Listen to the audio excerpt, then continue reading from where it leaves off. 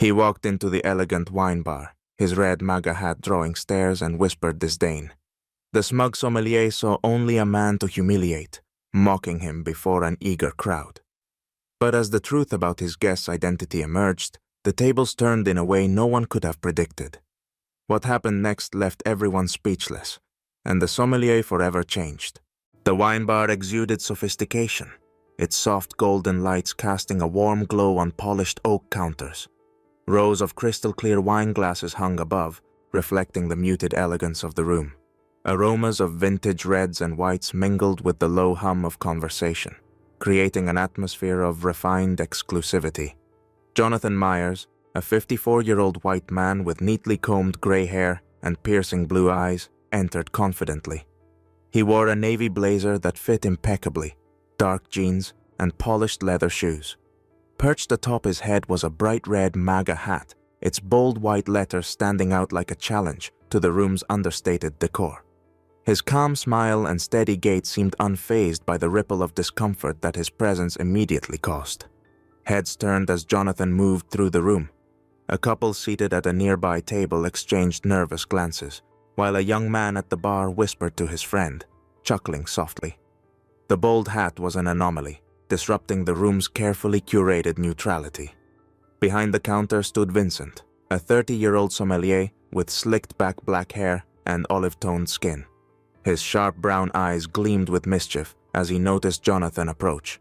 Dressed in a perfectly tailored black vest, crisp white shirt, and a red bow tie, Vincent exuded an air of pretentious authority. He polished a wine glass with exaggerated precision, his disdainful smirk growing wider as Jonathan neared. "Good evening," Jonathan greeted, his tone warm and polite. Vincent arched an impeccably groomed eyebrow, his smirk transforming into a wide grin. "Indeed," he replied, drawing out the word with theatrical flair. "May I suggest something to complement your bold fashion statement?" His gaze flickered to the MAGA hat, his voice dripping with mock courtesy. Jonathan's piercing blue eyes twinkled with quiet amusement. "A Cabernet, please. Something classic," he requested, his voice steady, betraying no irritation. Vincent leaned forward slightly, his tone turning syrupy with sarcasm. "Ah, a man of classic taste for a classic opinion," he quipped, emphasizing the last word with a sly glance toward the growing audience of curious patrons. The murmurs in the room grew louder. A woman near the corner table adjusted her phone subtly, angling it toward the interaction. A young couple whispered to each other, their smiles betraying a mix of amusement and intrigue. The tension in the air was palpable, thickened by Vincent's obvious disdain. Jonathan's expression didn't falter. He nodded slowly, his calm demeanor a stark contrast to Vincent's biting sarcasm. "I trust your expertise," Jonathan replied evenly, his tone laced with a faint hint of irony. Vincent straightened, his smirk faltering for a split second. He turned sharply, grabbing a bottle of wine with exaggerated precision. As he began to pour, the room seemed to collectively hold its breath, captivated by the subtle clash unfolding before them. The chapter ended with Jonathan leaning back slightly, his serene expression never wavering as he watched Vincent pour the wine. The low murmur of the bar faded into the background, and all eyes remained fixed on the unfolding tension. Nearby, the faint click of a phone camera captured the moment, sealing the beginning of an unforgettable encounter. Vincent tilted the wine bottle with a flourish, his movements exaggerated to the point of absurdity. A few deliberate drops spilled onto the polished oak counter, their crimson streaks a stark contrast against the golden wood. "Apologies," he murmured, his tone as insincere as the tight smile that followed. He wiped the counter with a dramatic flick of the wrist, ensuring the motion was noticed by everyone within earshot. Jonathan sat unmoving, his calm gaze unwavering. The subtle tension in his posture suggested composure rather than compliance. "No harm done," he replied smoothly, his voice even and unbothered. Vincent set the glass before him with theatrical precision, his bow tie glinting under the warm bar lights. "Enjoy," he said, his smirk sharp and mocking. Then with a sly glance at the MAGA hat, he added, "Though I doubt this vintage pairs well with divisive ideals." A ripple of laughter swept through a nearby table. One patron, a woman in her late 20s with wavy blonde hair and a floral dress, raised her phone discreetly, capturing the exchange. Her companion, a bearded man in a plaid blazer, whispered something that elicited a muffled chuckle. Jonathan lifted the glass slowly, studying the deep ruby hues as the light caught the surface. He swirled it gently, the motion deliberate, before taking a measured sip. His expression revealed nothing, a quiet enigma against the brewing storm of whispers and stifled giggles. "Exquisite," he said finally, his tone neutral, but with the faintest edge of amusement. Vincent's smirk faltered, the sting of Jonathan's calm response barely masked by his practiced superiority. Recovering quickly, he leaned on the counter, his body language dripping with disdainful nonchalance. "Perhaps next time," Vincent said, his voice laced with venomous politeness. "Consider attire that harmonizes better with the refinement of our establishment." Jonathan placed the glass on the counter with a deliberate precision, the soft clink resonating in the suddenly quieter room. His faint smile remained as he replied, "I'll keep that in mind." For a brief moment, the air hung heavy with anticipation. The onlookers waited for a sharper retort or a reaction, but Jonathan's unshakable composure left them guessing. The tension was interrupted by a voice from the back, a fellow staff member calling for Vincent's attention. With a dramatic sigh, Vincent straightened, turning as if his duties were an unbearable burden. Before leaving, he leaned in close, his voice low enough to seem private, but loud enough for the nearby patrons to overhear. "I'm sure there's a place that better suits your tastes," he whispered, his breath tinged with mockery. Jonathan's blue eyes followed Vincent as he walked away, his faint smile never faltering. Nearby, the blonde woman discreetly typed on her phone, likely adding context to the video she'd been recording. The scene closed with Jonathan taking another sip of his wine, unshaken, as the murmurs of the crowd swelled into a quiet storm of intrigue and speculation. The quiet murmur of the wine bar was disrupted by the soft chime of the entrance bell. All heads turned as a poised woman in her early 30s entered. Her tailored black pantsuit exuded professionalism, while her chestnut hair, swept into a sleek bun, framed a face of composed authority.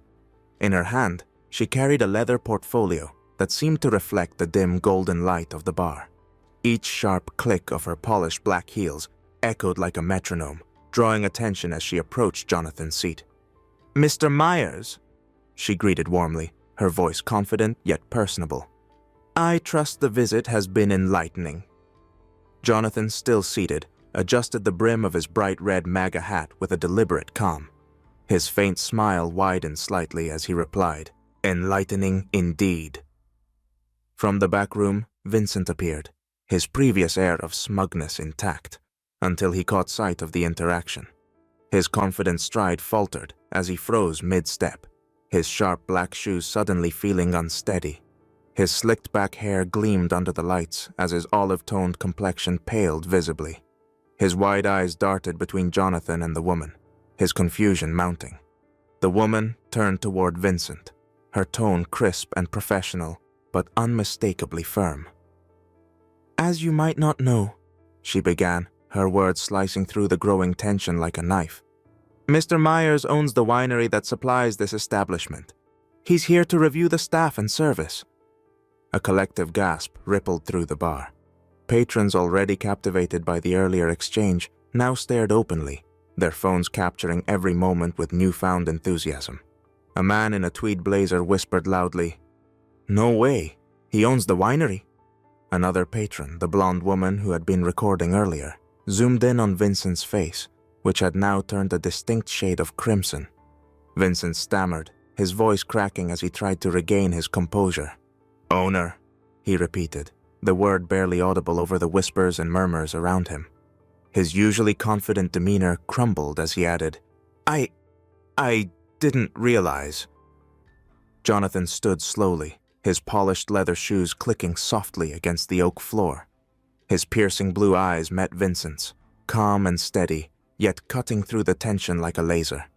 "Respect," Jonathan began, his voice even but firm, "shouldn't depend on recognition, Vincent. It should be extended to everyone." The silence that followed was palpable. Vincent, visibly shaken, bowed his head slightly, his earlier arrogance replaced by a meekness that bordered on embarrassment. "Please accept my apology," he mumbled, his voice barely carrying over the soft hum of the room. Jonathan tilted his head slightly, his expression unreadable. After a pause that felt like an eternity, he replied, "Let's see how you act from now on. Actions," he added with a faint smirk. "Speak louder than apologies." The woman beside Jonathan nodded approvingly, making a note in her portfolio before stepping back. The tension in the room lingered as Jonathan returned to his seat, his demeanor as calm and unshaken as ever. Vincent, now visibly deflated, retreated to the back room, his shoulders slumped and his confidence shattered. The chapter closed with the crowd buzzing in hushed excitement, their phones still recording. One patron whispered, "This is going viral?" while another remarked, "That's what you call a classy takedown." Across the bar, Jonathan raised his glass once more, the faintest glint of amusement in his eyes as he took another deliberate sip. By morning, the wine bar was the talk of the internet. Clips of the incident flooded social media under captions like, "When the owner teaches the sommelier a lesson," and "Respect isn't just for the menu." The video amassed millions of views, with commenters praising Jonathan's composure and criticizing Vincent's arrogance. Inside the bar, the atmosphere was subdued but charged. The once confident Vincent now stood quietly polishing glasses, his slicked-back hair slightly disheveled and his demeanor markedly subdued. The faint hum of conversation from patrons carried an undertone of curiosity as Jonathan stepped in, his polished leather shoes echoing softly against the oak floor. The now famous MAGA hat rested confidently atop his gray hair, its red stark against the muted ambience of the bar. Heads turned as he entered, the air thick with anticipation. Vincent, spotting him, hesitated before gathering the courage to approach.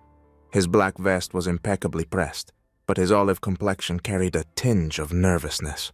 "Mr. Myers," Vincent said softly, his tone a far cry from the arrogant sarcasm of days prior. He stood with his hands clasped in front of him, his bow tie slightly askew.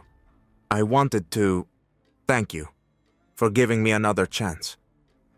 Jonathan's piercing blue eyes studied him for a moment, his expression calm but unreadable. Finally, a faint smile broke through. "We all make mistakes," he said, his voice warm but firm. "What matters is that we learn from them." Vincent nodded, his sharp features softened by relief. "I have, truly." Jonathan gestured toward the bar. "Let's see it then. Recommend me a wine." Vincent blinked, momentarily thrown off balance, but quickly regained his composure. "Of course," he said, his tone professional, yet earnest. He reached for a bottle from the display, explaining its vintage and character with genuine care, his movements precise and respectful. As Vincent poured, Jonathan raised the glass to his lips, taking a slow, deliberate sip. He set it down gently, nodding in approval. "Much better," he said with a hint of humor, his faint smile widening. Over the counter, a new sign caught Jonathan's eye. In elegant script, it read, "Respect, the perfect pairing for every vintage." He tilted his head slightly, his amusement clear.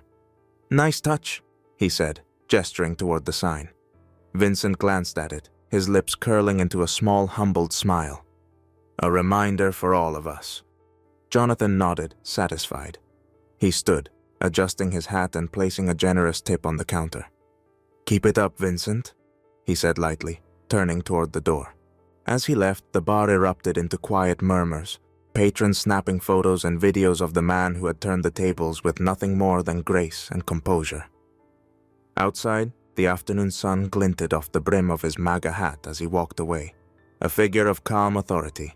The chapter ended with a young couple at the bar snapping a selfie with the new sign in the background, posting it online with the caption, "Class is always in vintage."